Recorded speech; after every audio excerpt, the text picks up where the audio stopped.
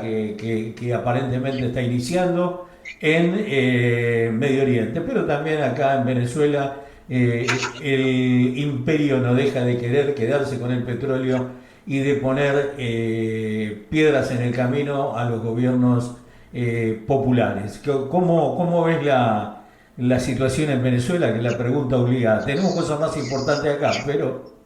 Sí, hay primero que decir que el mundo voló ayer y va a seguir con las réplicas de un terremoto que hoy se disipó porque hoy mejoraron los números del sistema financiero, pero ayer había explotado el Nikkei y, o sea, Japón, la bolsa japonesa, y eso va a seguir existiendo porque, bueno, los desacoples con la tasa de interés en Japón y también los movimientos especulativos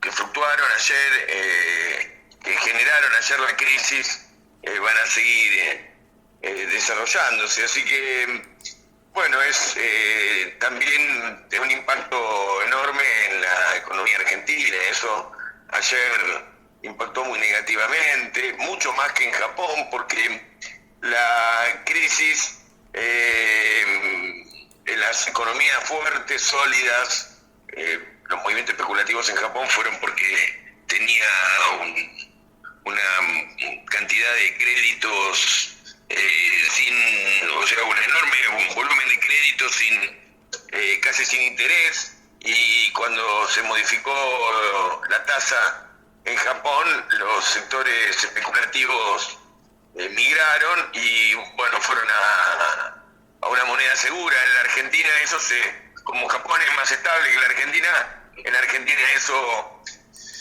impactó, creo que terminó siendo el 8, pero había llegado hasta el 12% de caída y creció mucho el riesgo país, y eso va a seguir existiendo porque la Argentina es un paraíso de la especulación, y bueno, vos sabés que al haber reservas disponibles de 7.000 millones de dólares, pero son 23, 25 mil millones de dólares totales, con un vencimiento para enero de 25.000, 24.000 millones de dólares, con lo cual Argentina está condenada a un default y tiene que sacarse como Tuzán adentro de la pecera. No, Tuzán no era... ¿quién era el que se metía en la pecera y se tenía que sacar los nudos? Houdini. Houdini. Houdini, sí señor.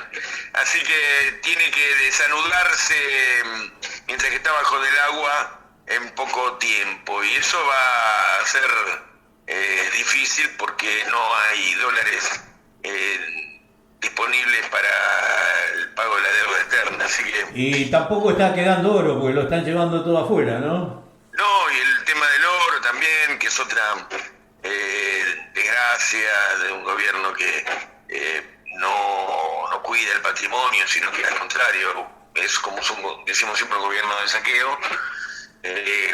Busca beneficiar, no es casualidad que sea Inglaterra, ¿no? País que siempre ha tenido intereses en la Argentina, y bueno, que como en su momento antes del dólar el patrón de la economía mundial fue el oro, siguen acuñando oro del tercer mundo. Ese es el viejo colonialismo que bueno, sigue pesando sobre nuestra cabeza como la espada de Damocles, que nos genera esta pobreza, este atraso, esta desindustrialización, esta pérdida de poder. Bueno, es el gobierno de Milei, que está muy débil y están robándose todo lo que puedan antes de irse. Dicho eso, lo de Venezuela que planteabas, es una también situación desgraciada que haya tanta palabrerío o singlería mundial carancheando sobre un país que está también sufriendo los embates de los países centrales, sobre todo Estados Unidos, con las sanciones que tuvieron y todavía tienen, que pesan sobre las espaldas de los venezolanos y las venezolanas, ¿no? Así que esas sanciones hacen que estén fuera del sistema financiero, les hayan quitado todos los activos, las empresas, el oro, le robaron todo. Sin embargo, bueno, ahora están creciendo como ningún país en el mundo. Y en el marco de unas elecciones transparentes, yo fui veedor, con un sistema electoral dificilísimo, imposible, casi diría, de violar. Hoy está todo el mundo hablando y le piden las actas a un gobierno que las presentó ante el Tribunal Superior de Justicia. Si a mí viene Burundi o Estados Unidos a pedirme las actas, le digo, vayan a preguntarle al Poder Judicial, acá tienen, y le dieron al Tribunal Superior de Justicia, y el otro poder es el Consejo Nacional Electoral, así que son los organismos que, integrados por los sectores comunitarios, sobre todo el CNE, gobiernan el proceso electoral. Así que, bueno, estamos en una... Y además ya vuelvo a decir que se presentaron todos los papeles que requería el Consejo Nacional Electoral. Así que, ante un escrutinio que ya tiene el 95, 96, luego del saqueo, 95, 96%, luego del saqueo, ahora estamos ante, los últimos coletazos de un intento de desestabilización. Yo he llamado a los venezolanos, he hablado con varios argentinos que están allá en Venezuela todavía, y como veedores, y me han dicho que está bastante tranquilo, más allá de algunas acciones aisladas en algunas localidades. En general está ¿Por qué tranquilo y con el control retomado por el gobierno, ¿no? Gastón, ¿por qué no explicás lo que son las guarimbas? ¿Por qué gente armada? ¿A qué responden? ¿A política, mafia? Los guarimberos son como los comandos civiles del 55, del 54, del 53. Son grupos paramilitares organizados por lo que se dice la derecha, no sé si la derecha por qué, pero bueno, lo que se dice la derecha, o sea, la oposición política, y entrenados en Colombia y en Estados Unidos, grupos que llevan ahora el nombre de comanditos, y entonces la guarimba es como una acción insurreccional. Queman escuelas, queman autos, queman, instalaciones públicas, ¿no? Atacaron mucho los centros que acá nosotros le habíamos propuesto al gobierno que había que armar en su momento, Alberto Fernández, que llamaban casas jóvenes. En la Argentina, no me acuerdo cómo se llaman en Venezuela, pero eran un lugar donde el gobierno ofrece a los jóvenes actividades recreativas, tiene una cancha de básquet, cancha de fútbol, sala de streaming, teatro, un escenario, etcétera, un lugar de baile. Esas casas, es que no recuerdo cómo se llaman, fueron varias incendiadas, pero son un lugar donde muchos jóvenes han visto en políticas públicas aparecer respuestas a las necesidades, además de que son lugares donde se combate la droga, donde se combate el narcotráfico, en el sentido de que se combate la adicción, y hay también acercamiento con grupos de psicólogos y especiales que trabajan con las adicciones en el joven. Bueno, se quemaron eso, fueron haciendo acciones, hacen acciones, por supuesto, los locales del PSV, los locales partidarios, a grupos, agarran un chavista y lo muelen a palos. Hay mucho, buscan en internet, gente que ha sido golpeada por estos grupos comanditos. Yo los vi operar, funcionan 4 o 5 motitos, van de un lugar a otro.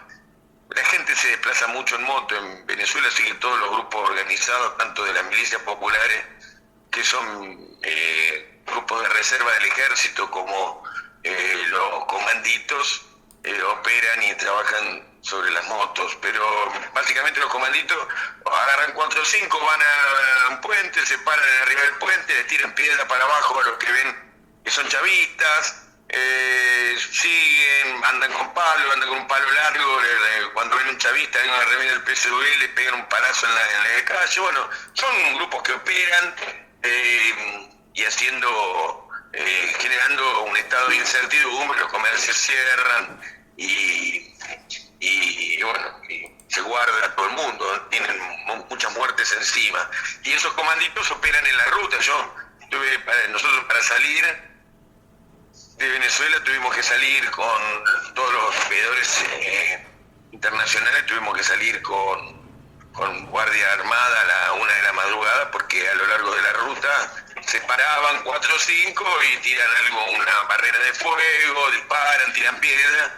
Entonces el primer día varios micros no pudieron salir, entonces salimos todo el segundo día, pero estos son los comanditos. Y la guarimba entonces son acciones de control territorial, acciones que buscan aislar un barrio y generar acciones en algunos territorios, fundamentalmente en el centro de Caracas, en el este, que es donde más fuerza tienen, que es las zonas más acomodadas, más ricas, pero también lo hacen en los barrios, porque donde consiguen armar una célula y se arman y demás, ¿quién lo va a parar? Entonces se meten también en barrios humildes y operan desde ahí, bancados por el narcotráfico colombiano, por los paramilitares de Colombia, entrenados en Estados Unidos, denuncia el gobierno. Bueno, te olvides que estás en el Mar Caribe y te subís a una embarcación y terminás en Estados Unidos, ¿no? La verdad es que todo comienza y termina ahí. Todo lo que sea disturbio, problema, guerra, asesinato, piratería, empieza y termina ahí, ¿no? Realmente es increíble. ¿Y qué es la defensa que tiene Venezuela contra todo eso? Porque las Fuerzas Armadas de Venezuela están bastante comprometidas con la revolución bolivariana, ¿no? Bueno, claro, hay una unidad que dicen cívico-militar policial muy firme, que ha hecho que en los peores momentos, sobre todo cuando la gente, producto de las sanciones norteamericanas y el cierre del comercio exterior, el control de los puertos, la patrulla en el mar, hacía que fuera imposible vender petróleo y romper el aislamiento.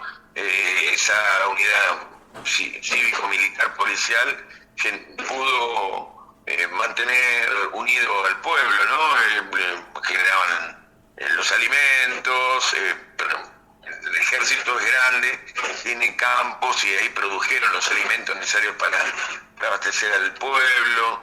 Es un ejército distinto que nunca estuvo, al no haber habido nunca un golpe de Estado, nunca estuvo condicionado su vínculo con el pueblo, porque la gente quiere mucho sus Fuerzas Armadas. Acá también se ha recuperado la relación, pero a lo largo del tiempo acá siempre hubo resquemor y cierta aprehensión sobre los cuadros militares, pero allá no, al contrario. Así que hay una relación entre el pueblo, sobre todo los sectores más humildes, con las Fuerzas Armadas y con las fuerzas policiales, que bueno, tienen un compromiso en la defensa de la democracia, por ende reconocen el triunfo de Maduro, que es lo que arrojó verdaderamente los resultados, ¿no?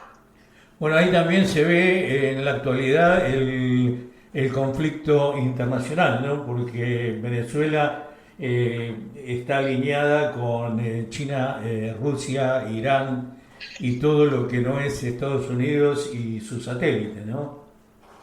Bueno, el mundo avanza de la unipolaridad y el pensamiento único norteamericano que trajo el neoliberalismo y la desigualdad, y además de la dependencia renovada de muchos países, a una multipolaridad en crecimiento, donde hay, por otro lado, otro polo, el pacto de colaboración de Shanghái, el acuerdo de colaboración de Shanghái, que es Rusia y China, al que se incorporaron posteriormente India, pero esa multipolaridad hace que aparezcan en perspectiva. Pudo aparecer otro bloque que fue Sudamérica, cuando la Argentina no estaba en manos del topo que vino a destruir el Estado, pero cuando se intentó construir el bloque sudamericano, va a volver a aparecer esa idea, pero hoy no está, y distintos países que generan subbloques. Entonces hay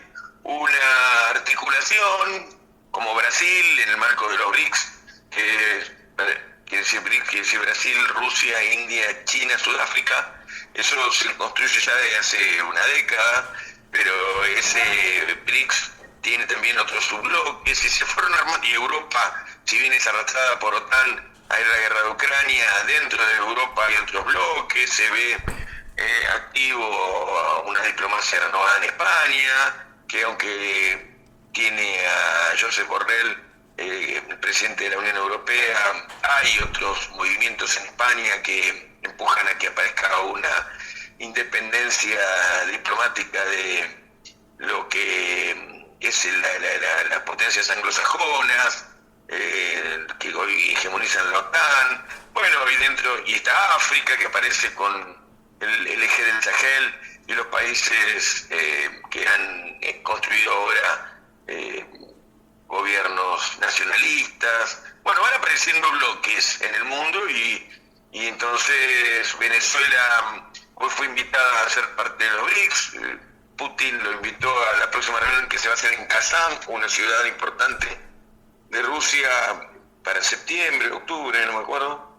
Y entonces es probable que Venezuela vaya a ser parte de los BRICS, con lo cual termina de romper el aislamiento económico y puede a lo mejor volver a ser parte de un sistema financiero, porque hoy Venezuela está fuera del SWIFT. Bueno, está saliendo un sistema financiero nuevo, ¿no? Que China, Rusia y los países petroleros, ¿no? Claro, está habiendo la posibilidad, los BRICS tienen la posibilidad de ser parte del Banco de Desarrollo de los BRICS, que conduce hoy Dilma Rousseff, que es brasilera, y están hablando ya de armar un SWIFT alternativo, un sistema financiero distinto, que no quiere decir que no articule con el SWIFT, pero para darle SWIFT a aquellos que, o sea, para darle integración al sector financiero o a un sector articulado del sector financiero, que para aquellos países que son sancionados. Rusia quedó en el SWIFT, pero estuvo al borde de ser expulsado del SWIFT. Lo que pasa es que había un problema para el comercio mundial. Los liberales cuestionan la guerra de Ucrania, porque los liberales dicen, pero no podemos comerciar en el mundo, ¿qué libre comercio, qué libertad de empresa podemos construir sobre la base de guerras permanentes que promueven los norteamericanos? Así que los liberales europeos están muy preocupados, la derecha europea está muy preocupada. Hemos hablado con vos, ¿cómo? Que hicieron saltar por los aires todo el sistema internacional, no hay más. Con las sanciones volaron todos los acuerdos que había, ¿no? O sea... Claro, lo hemos charlado con vos, que en su momento parecía como raro, pero ahora está muy claro. Hay una rebelión de la ultraderecha, casi fascista se le diría acá, pero porque tiene un piso de xenofobia y está enojada con la política inmigratoria, sobre todo Alemania y Francia, pero cuestionan a la oligarquía financiera como es europea, que bueno, aliada con Estados Unidos, han impulsado la guerra en Rusia. Entonces, ¿qué dice esos sectores liberales, entre comillas, que no son los que Milei, no es lo que Milei pregona, pero son lo que Milei dice son sus aliados? Esos Vox, Jean-Marie Le Pen en Francia, Vox en España, la nueva derecha holandesa, bueno, muchos sectores que han ganado diputados, eurodiputados y representación real en el territorio, se alinean ahora a través de Orbán, el primer ministro húngaro, se alinean con Putin. Así que, ¿por qué? Porque ellos dicen, nosotros queremos integrarnos al mundo del futuro, el mundo que tiene el mayor mercado y que además no promueven guerra, sino que están promoviendo una articulación en el marco del comercio justo. Nos conviene cerrar con China, no nos conviene cerrar con esto que se hunde. Inglaterra está en quilombo todos los días por cuestiones migratorias. Cuando aparece el problema de la migración, habla de un mercado interno que se achica. Entonces, como hay poco para repartir, dicen, échenme estos negritos de acá, porque antes era lógico que vinieran, porque... Le reventaron los países, bolearon todos los países, porque los negritos que vienen fue porque dinamitaron todos los países, vienen de todos lados porque no tienen a dónde ir, bueno, le dejaron patria. Claro, pero cuando la economía se expandía de Francia, de Inglaterra, no tenían problema en que llegaran porque agarraban los laburos que no querían agarrar los sectores de mejores ingresos, como por ejemplo el trabajo de albañilería, limpieza, algunas áreas de gastronomía, etcétera. Entonces, el tema es que en Argentina pasa lo mismo. Cada vez que hay una ola migratoria de bolivianos, de paraguayos, que la economía crece, claro. O cuando en su momento fue italianos, españoles, la economía crecía de la Argentina, entonces venían otros porque había trabajos que los argentinos no querían hacer porque había bonanza económica, entonces viene la inmigración. Ahora, cuando se achica el mercado interno, se van los bolivianos, se van los paraguayos, como está sucediendo ahora. O los españoles en su momento, volvieron los japoneses. Yo vivía en un barrio de japoneses y de portugueses que hacían floricultura, se volvieron todos a su casa. Eso es porque la economía se achicó, porque las sucesivas crisis y el crecimiento, además, por otro lado, de Portugal y de Japón luego de la Segunda Guerra, hicieron que los tiempos se volvieran. Ahora, entonces, la crisis xenófoba de violencia en las calles de Inglaterra, que son parte de son producto de una economía que se va achicando en Inglaterra. La misma crisis está en Estados Unidos y México, ¿no? O sea, se dio vuelta la canilla y... Así es. Occidente decrece, hay una recesión global fundamentalmente en Occidente, porque Asia crece, pero decrece Occidente, entonces... En Occidente aparecen estos conflictos interétnicos de violencia racial que van a durar una década o 2 décadas hasta que termine de precipitarse la crisis en Occidente, quizás mucho más, porque tiende a ser el futuro del mundo China fundamentalmente y el área euroasiática. Entonces, hablando del Cáucaso, el Mar Negro o el área del Herland, de Mackinder en su momento con aquella planteo geopolítico de la meseta central, el área Rusia-Ucrania. Eso, luego que pase la guerra, a Ucrania se van a repartir en 80 pedazos y Rusia va a quedar siendo, como ya lo es, el ganador de una guerra, que además crece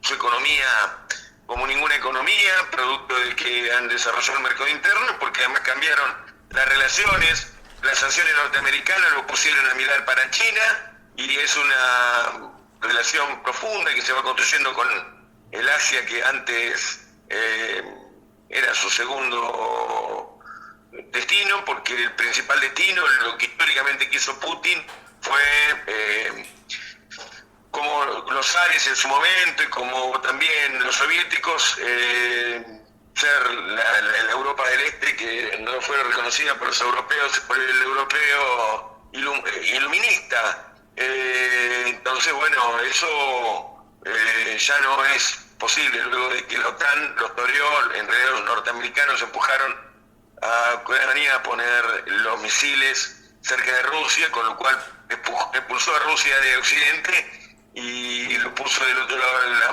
montaña del Aral. Y bueno, empezó a mirar para el lado de China. Así que hoy Rusia crece, todo lo que se pone cerca de China le va bien, en términos económicos. Después habrá que ver otras cosas, pero en términos económicos le va bien.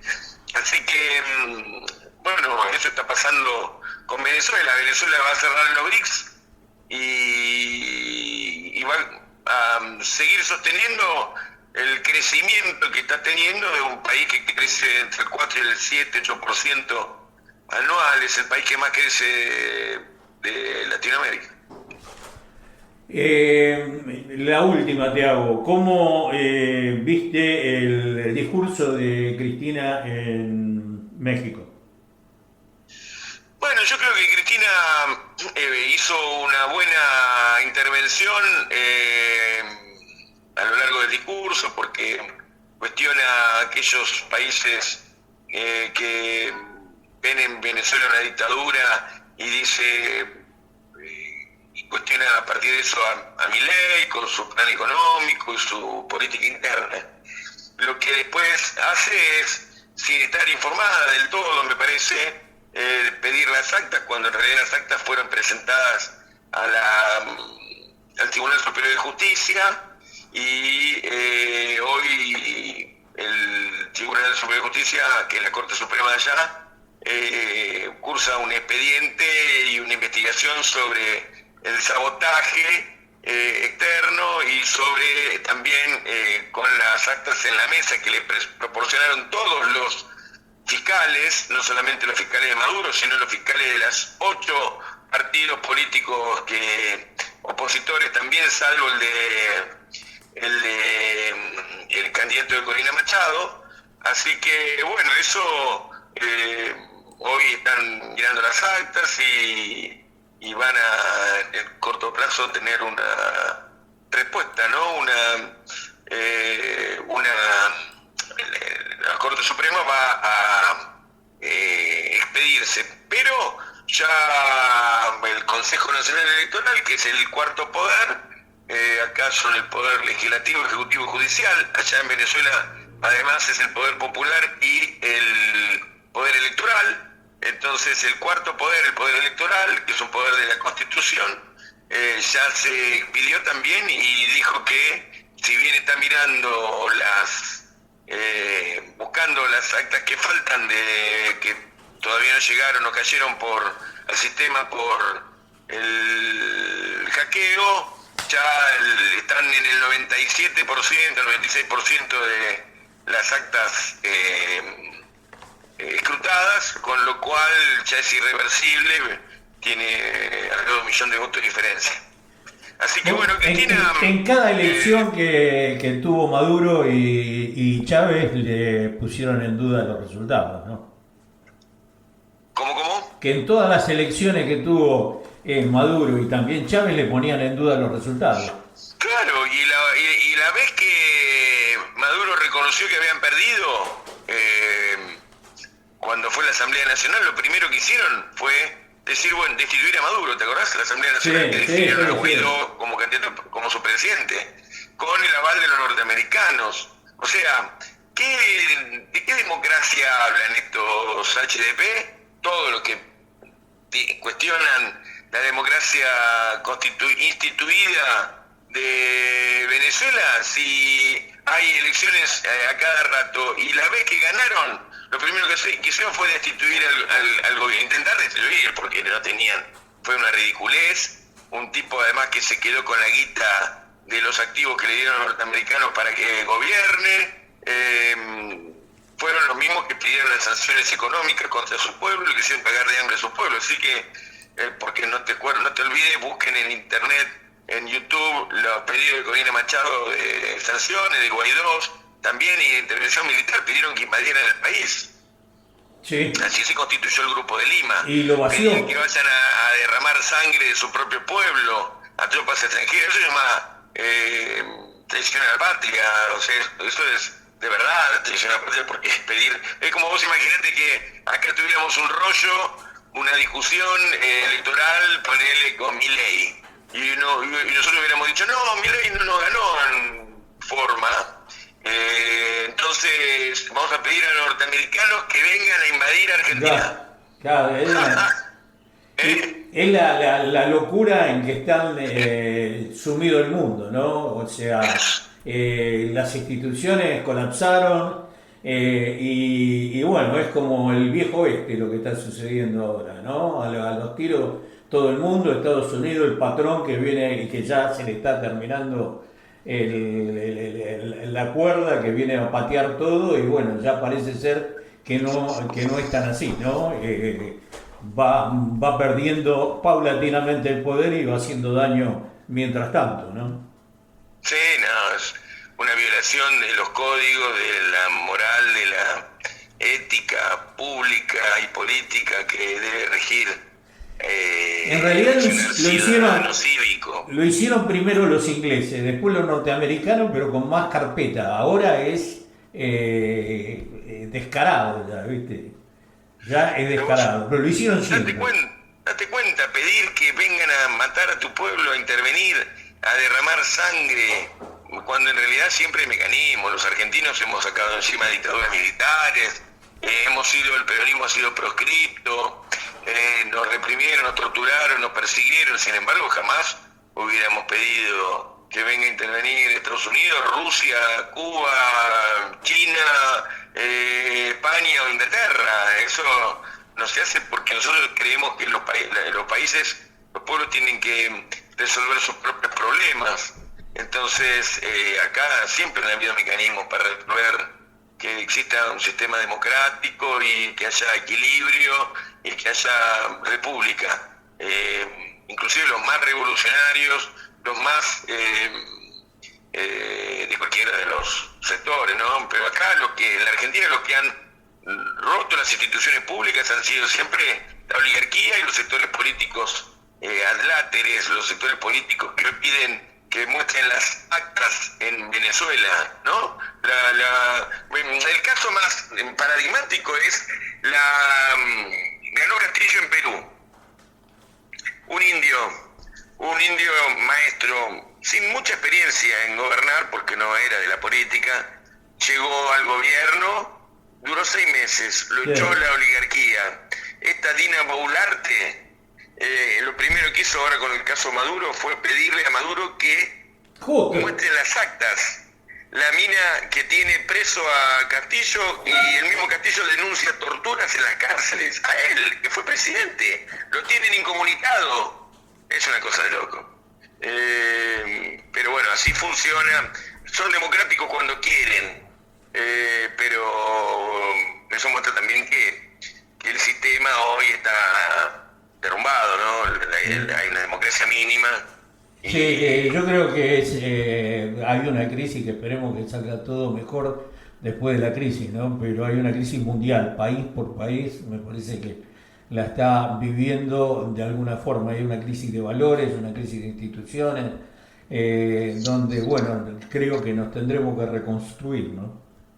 Es el nuevo orden mundial en construcción que trajo un debate en todos los órdenes, inclusive el sistema democrático, que es el que surgió de la caída del absolutismo, un absolutismo hace 300 años, cuando se fueron en Europa, porque acá había incas, pero se habían matado, pero los reyes van cayendo al calor del avance de las burguesías y de la revolución industrial inglesa. El contractualismo fue dándole, y la nueva juridicidad fue dándole a las repúblicas, a los estados-nación en realidad, en desarrollo, un método para organizar el poder.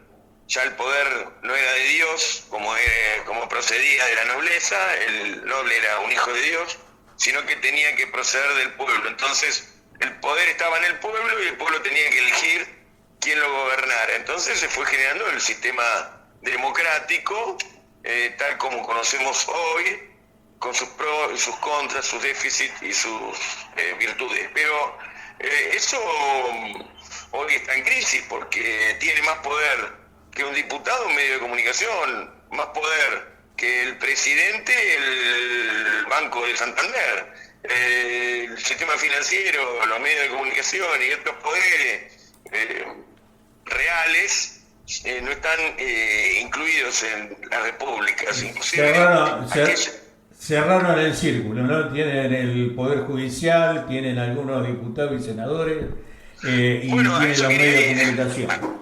Vos dijiste Poder Judicial. judicial y otros poderes, a eso quería ir. También en aquella época, si bien había problemas interestatales en desarrollo, los estados se estaban construyendo y había habido problemas entre poderes feudales, cuando se constituye aquella república, la cuestión del imperialismo y de la geopolítica generada por empresas, no solamente por Estado, nación, sino ahora geopolítica llevan adelante. Coca-Cola hace más geopolítica que la Argentina, que es un país mínimo, hoy derrumbado, que sigue el dictamen de Estados Unidos y que sigue el corso de los que quieren ir a la guerra en Ucrania.